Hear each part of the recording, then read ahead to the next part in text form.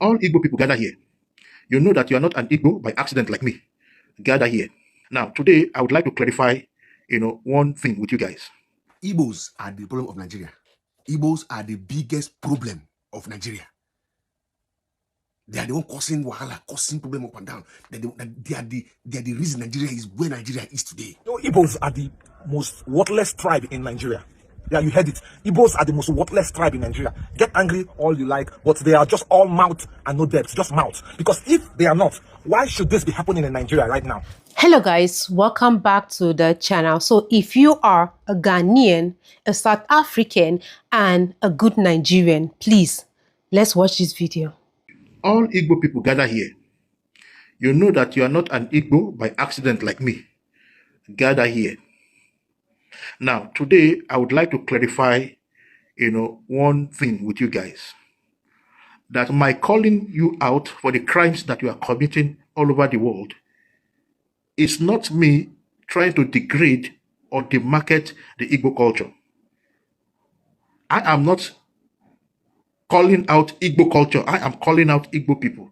We all know that 85% of Igbo people are horrible human beings. And that's the truth. Many of the crimes being committed here in South Africa are being committed by Igbo brothers.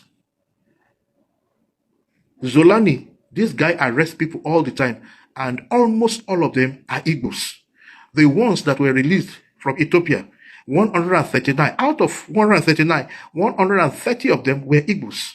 And I asked you guys this question: why 95% of Nigerians committing crime overseas and demarketing the name of Nigerians are Igbo?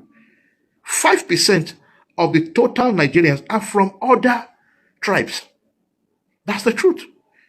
Yorubas commit crime too. Yes, Wari people commit crime too. Bini people commit crime too. But Igbos are the majority set of Nigerians that are destroying and tarnishing the image of Nigeria. And that is why I am calling you guys out all the time. So when I call you out, I don't say Igbo, I say Igbo people. Because you guys are the problem we have in Africa. You guys are the problem that Nigerians have. And if Nigerians should have to protest, they should be protesting against Igbo. And that's the truth. Today, what is happening in South Africa today is as a result of the abomination that you brought to this place, coming to crown a king. You see, we used to, respect Igbo back in the days, in the 90s, being the most popular tribe in Nigeria. 85% of the Nollywood films and storylines and soundtrack were tailored after the Igbo culture and tradition. Nigerians will agree with me on this. It used to be a very respectable tribe until you people started bringing down the image of this tribe by yourself. When you came to another country to plant your king, what were you thinking was going to happen to the image of Igbo? It shows that, Igbo people has no respect for culture and tradition. When you show the world not to have respect for culture and tradition, what do you expect the world to say about you? How do you expect the world to see? How do you expect the world? What do you expect the world to say? How do you expect them to see? How do you expect them to perceive your culture to be? What you did, the Zulus have never done that. And that is why when you see Zulu in London, when you see them displaying their culture and tradition, everyone will gather. When you see Yoruba displaying their culture and tradition, everyone will gather, because they are not common. They don't go to territories where they are not invited. They don't commit abomination. See, when you commit abomination in the name of Igbo culture, make the tribe to become weak and powerless. According to what Daddy Billy said, when you commit crime with your Igbo surname, when it comes out in the news, what will people say? They'll say, oh, these Igbo people. And that's the truth. The crimes and abomination you people are committing all over the world is what has degenerated. It is what have destroyed the sovereignty, integrity of your culture, of your tradition.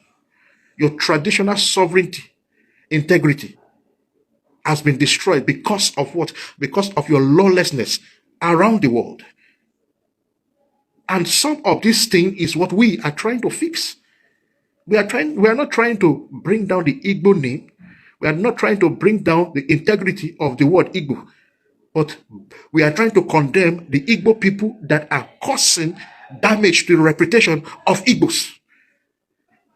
Every crime, that has been committed by Nigeria in South Africa here, 95% are Igbo people committing this crime. Every time you see people being arrested for one drug offense, scam, and all, Igbo people contribute the highest percentage of Nigerians doing this kind of thing all over the world. And some of you will come and ask me, what did Nigeria do to you? This is exactly what Nigeria is doing to me. When you commit crime using Nigerian passport and using Nigerian surname, you are also killing my own chances to become successful in life. You are also destroying my image. You are destroying my ability to become successful. For all I'm concerned, if they're talking about people who traveled abroad, now, so why are you going there and bringing the name of your country down? So it's not all about your country itself. You are the same people that sell your culture out to the world, and you cannot protect it. Your culture, you and I know that people so much love your culture. Even us as Nigerians, we love the Igbo culture and tradition, but look at the way you are bringing yourself down. So it's not all about spoiling the name of Nigeria anymore, but your culture and your personality out there. So whenever we come here and we are pointing fingers on you, telling you that you are the ones spoiling our names, don't even come here and pointing your so-called finger back at us. We are just bringing you out. Yes, we are just telling the rest of you that have never, like Nigerians that are back home, that this is what is happening. Make a catch person now. Thank God for this man. You came out and you spoke my mind, and he looks like Igbo. He's Igbo. That's if he is. If he's Igbo, then he is a good man. He's a good man for him to come out and say this. I know a lot of Igbos that are like him too, that will come out and say this same thing.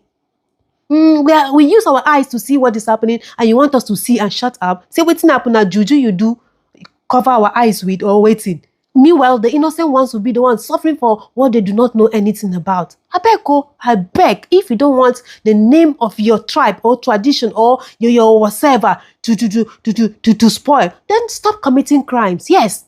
Whenever you are abroad or you are in Nigeria, stop committing crimes. I know a lot of you will come here and say, how about Boko Haram? How about this? How about that? I bet they are doing it in Nigeria. Igbos are the most worthless tribe in Nigeria.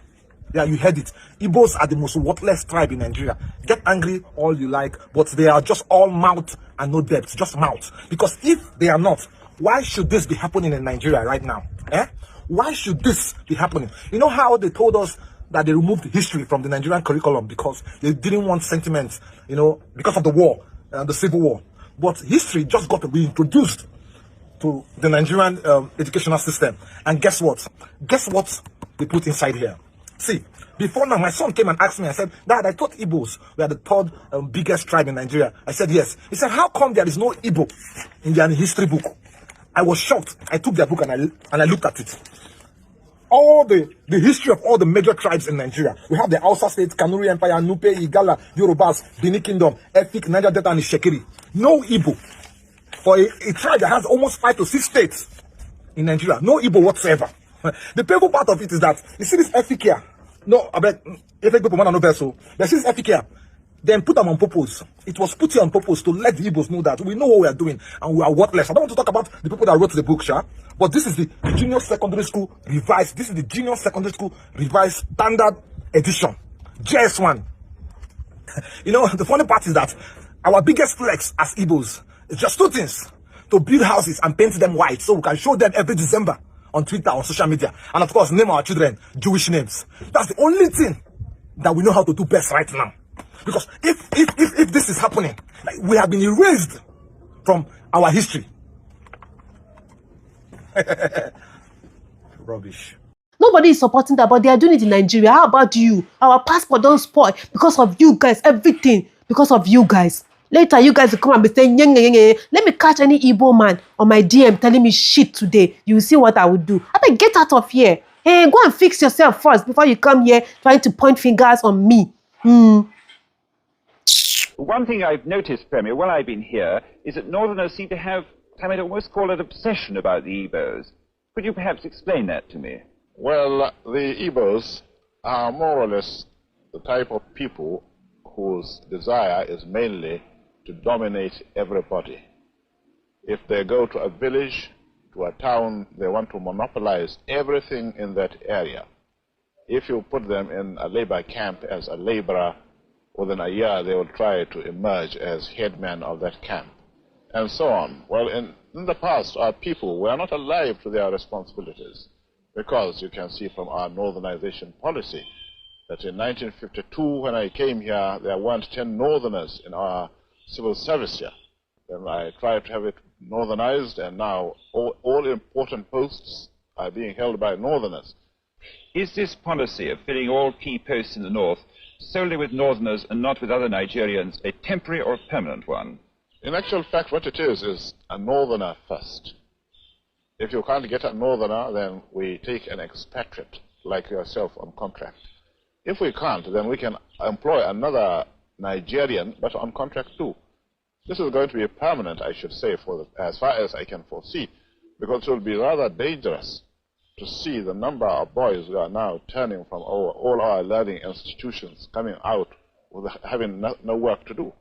I'm sure whichever government of the day might be, it will feel rather embarrassed, and it might even lead to bloodshed. Doesn't this damage the idea, sir, of all people in all regions in Nigeria being fellow citizens of one country? Well, it might, but you are, new to our region, but how many northerners are employed in the east or in the west? The answer is no. And if there may be 10 laborers employed only in the two regions. Igbos are the problem of Nigeria. Yes. Igbos are the biggest problem of Nigeria. They are the one causing wahala, causing problem up and down. They are the reason Nigeria is where Nigeria is today. Igbos, they are the biggest problem Nigeria have. Yorubas are also the biggest problem Nigeria have. Yorubas are the biggest problem Nigeria have. And Hausa has also the biggest problem Nigeria have, are also Hausas. And if you are among the people thinking like this, you are the #1 biggest problem in the country. You are the biggest problem Nigeria is facing. If you are among the people thinking this way, who even said that we have 3 major tribes? Do you know we have over 200 tribes in Nigeria? Who wants to say there is a 3 major? Who made these people 3 major tribes? One want to be on top. That one say no. I don't want to be on top. Another one say no. Okay, two tribes have been ruling, and the other one, the Igbo, say, are we not part of this country? Can't we also produce presidencies? No. Why can't you become president? Why? I rather let a Fulani man continue to buy me than let an Igbo man to rule this country. That is what somebody that I thought that had thinking faculty, that has complete brain, wrote and dropped on X, that he rather let Fulani people continue to buy him and his generation than letting an Igbo man become Nigerian president. In 2026, look at how we have let demonic tribalism. This is because tribalism is a demonic spirit. Tribalism is not just demonic, it is both demonic and systematic. It is not systematic, it is both demonic, systematic. I lack the adjective to describe it. You let yourself, you say you went to school, got education, first class, second class, whatever class you came out with, and all your exposure, you let tribalism, let the leaders use this thing as a tool to destroy you with all your exposure. Is tribalism in 2026 that you're using to destroy your country. You are any other man miserable if you are among this group. God have mercy upon you. Statistically, I have confirmed and 100% sure that 90% of the problem we are having outside Nigeria is basically caused by the Igbos. I know Igbos won't like this, but the truth is always bitter. The problem we faced in Ghana, Igbos, and all the South Africans that have reported cases in my DM, all, they are Igbos. All the physical violence you are seeing on social media, but from both men, women, they are Igbos. Igbo men, wait till they worry now. Igbo parents, what are you people raising? I know you will come and say, it rains everywhere. Show me a Yoruba, Hausa, or even Edo. Show me one that have physically traumatized or harassed someone. If you can bring out 1, 2, I'll bring 50 Igbos. I know what each state have. I know the problem each state is facing. You say those are into courtesan, they unaliving themselves. I know. You say Yorubas, Igbo still have the highest rates. Igbo men, you people are so desperate to make money to the point that you go so wide. Your pride, your arrogancy, you are so full of yourself that you don't even have human empathy anymore. Igbo, what did they worry una, Igbo men? What did they worry una? You have no respect for humanity. You have no regard. I throw una pregnant woman spit. Igbo men, yes, I am talking to you people. If it's so much pain, you work on yourself. Somebody was telling me, saying Igbo men are God. God for yourself, you fucking nonsense. God for yourself. You will see Igbo and they will beat their wives. They will beat their wives. In Igbo, wives are like slaves. They just believe they have money. And that's all they need. Money, money, money. Which is the reason why they go extra mile to make that money. They don't care. You people are the ones staining the image of Nigeria outside. I am saying this with my full chest. Nonsense. Nigerian Igbos, why is it that everything that would destroy Nigeria is either you people are behind it or you people are celebrating it? Because I don't really understand. Every day you people are trying so hard to become the president of Nigeria. You are trying so hard to produce leaders to Nigeria. You are trying so hard to capture political power. Yet, behind the destruction of Nigeria, behind anything that will destroy Nigeria, is an Igbo man. Behind anything that will cripple the Nigeria, is an Igbo man. Or behind anything that will actually destroy this country, you people are either celebrating or are very happy about it. I don't understand. Because I don't really understand. A country you do not believe in, a country you are praying every day to destroy, a country you are actively trying to destroy every day. Yet, if you want to become someone in the country, you want to become the president of the country, you want to rule this country. How does that work? Power is obtained strategically, not by force. You don't force your way into power. Now tell me, how will any reasonable person vote you?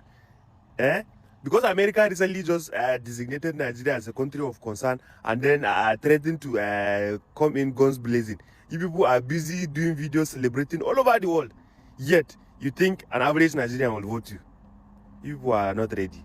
I want you to single out the Igbo youths and other tribes, Yoruba, Hausa, even Fulani.